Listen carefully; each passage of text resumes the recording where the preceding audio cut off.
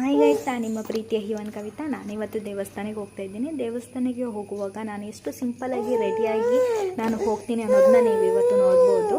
ನೋಡಿ, ನಾನು ಇವಾಗ ಇದು ಸಿಂಧೂರ ಹಾಕ್ಕೊಳ್ತಾ ಇದ್ದೀನಿ. ನಾನಂತೂ ಯಾವತ್ತೂ ಸಿಂಧೂರ ಹಾಕ್ತೀನಿ, ಒಂದು ದಿವಸನೂ ಮಿಸ್ ಮಾಡಲ್ಲ. ಹಾಗೆಯೇ ರೆಡ್ ಕಲರ್ ಲಿಫ್ಟಿಕ್ ಹಾಕ್ಕೊಳ್ತಾ ಇದ್ದೀನಿ, ಆಯಿತಾ. ರೆಡ್ ಕಲರ್ ಲಿಫ್ಟಿಕ್ ಹಾಕೋದ್ರಿಂದ ಸ್ವಲ್ಪ ಓವರ್ ಮೇಕಪ್ ಅಂತ ಅನಿಸ್ಬೋದು, ಬಟ್ ನಾವು ಓವರಾಗಿ ಏನು ಮೇಕಪ್ ಮಾಡಿಲ್ಲ, ಆಯಿತಾ. ನನ್ನ ಮಗಂದೇ ಬೇಬಿ ಕ್ರೀಮ್ ಹಾಕ್ಕೊಂಡು ಲಿಫ್ಟಿಕ್ ಮತ್ತು ಸಿಂಧೂರ, ಹಾಗೆಯೇ ಲಿಪ್ ಪೆನ್ಸಿಲಿಂದನೇ ನೋಡಿ ಕಣ್ಣಿಗೆಲ್ಲ ಹಚ್ಕೊಳ್ತಾ ಇದ್ದೀನಿ. ಯಾಕಂತ ಹೇಳಿದ್ರೆ ನನಗೆ ಐಲೈನರ್ ಹಾಕ್ಲಿಕ್ಕೆ ಬರಲ್ಲ, ಆಯಿತಾ. ಸೊ ಹಾಗೆಯೇ ಸ್ವಲ್ಪ ಲಿಪ್ಪಿಗೆ ಸ್ವಲ್ಪ ಹಾಕ್ಕೊಂಡೆ, ಆಯಿತಾ. ನನಗೆ ಏನು ಗೊತ್ತಾ, ದೇವಸ್ಥಾನಕ್ಕೆ ಹೋಗಿಲ್ಲ ಅಂತ ಹೇಳಿದ್ರೆ 1 ವಾರದಲ್ಲಿ ನಾನು 3 ದಿವಸ ಆದರೂ ನಾನು ದೇವಸ್ಥಾನಕ್ಕೆ ಹೋಗ್ತೀನಿ, ನಾನು ಮಿಸ್ ಮಾಡಲ್ಲ, ಆಯಿತಾ.